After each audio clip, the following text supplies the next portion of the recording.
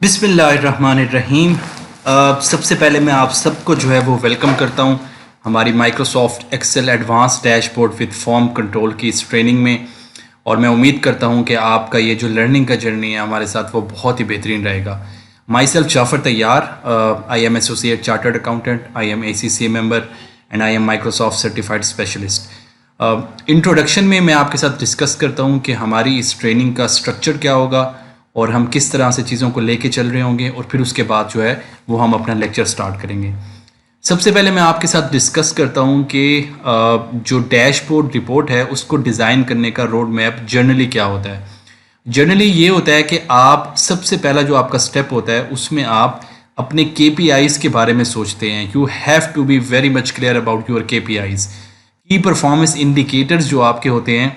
अगर आप लोग ऑनलाइन अर्निंग करना चाहते हैं तो आपको अपने क्लाइंट के साथ जब आप बात कर रहे होते हैं उनका डैशबोर्ड रिपोर्ट बनाने के लिए, तो जो सबसे इंपॉर्टेंट चीज़ होती है, जो सबसे पहले आपने उनके साथ कम्युनिकेट करनी होती है, वो ये होती है कि आप किन चीज़ों की परफॉर्मेंस को मॉनिटर करना चाह रहे हैं, क्योंकि वही आपका टारगेट होते हैं।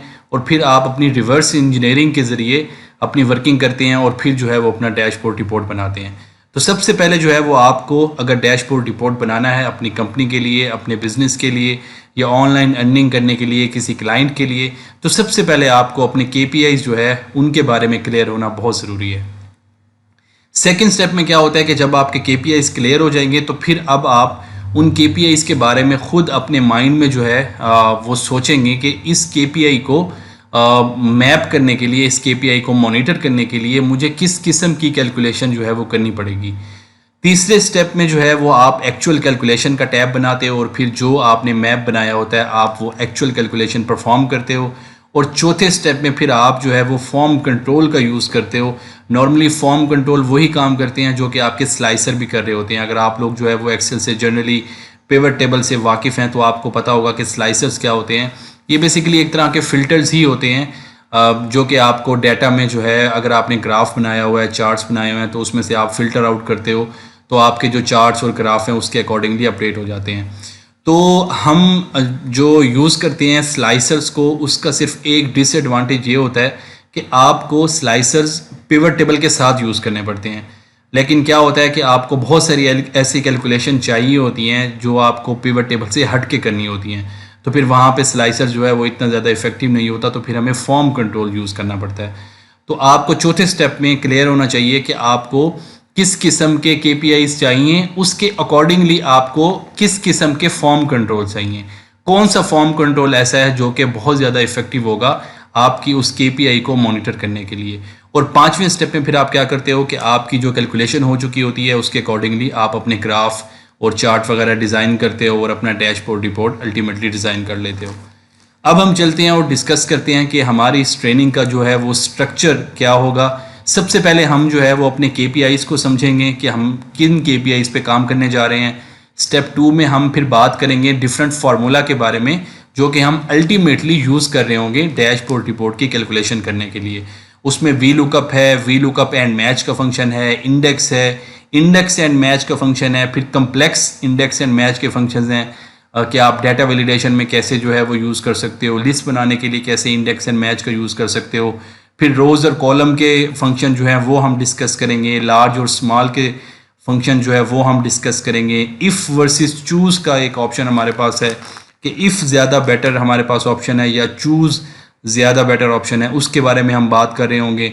फिर उसके बाद हम बात करेंगे डिफरेंट चार्ट्स के बारे में कि आपके चार्ट्स क्या होते हैं, आपके पास हिस्टोग्राम चार्ट क्या होता है, एरिया चार्ट क्या होता है, बार चार्ट क्या होता है। ये सब वो चार्ट्स हैं, इनकी बेसिक्स जो है वो पहले हम समझेंगे ताकि जब हम उसको अप्लाई करें अपने डैशबोर्ड रिपोर्ट डिज़ाइन करने के लिए तो वहाँ बिल्कुल हम ब्लैंक ना हो, हमारे पास जो बेसिस हैं वो हमारी स्ट्रांग होनी चाहिए।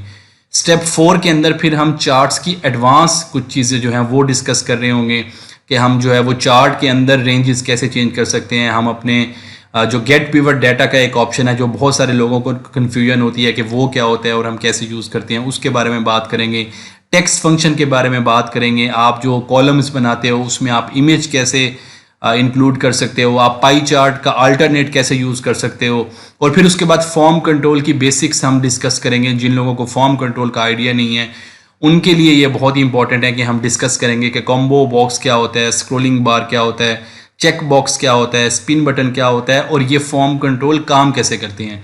ये सब कुछ हम इसलिए डिस्कस करेंगे क्योंकि हमने पहले अपनी बेसिस बनानी है। हमें अपने फार्मूला जो हैं, जो हमने अप्लाई करने हैं आगे जाके डैशबोर्ड रिपोर्ट को डिज़ाइन करने के लिए, उनके बारे में पहले क्लैरिटी होना बहुत ज़रूरी है। इसी तरह चार्ट्स के बारे में हमारी क्लैरिटी होना बहुत ज़रूरी है, क्योंकि जो मेरा आखिरी स्टेप होगा, स्टेप नंबर 5, उसके अंदर फिर हम स्क्रैच से डैशबोर्ड रिपोर्ट डिज़ाइन कर रहे होंगे।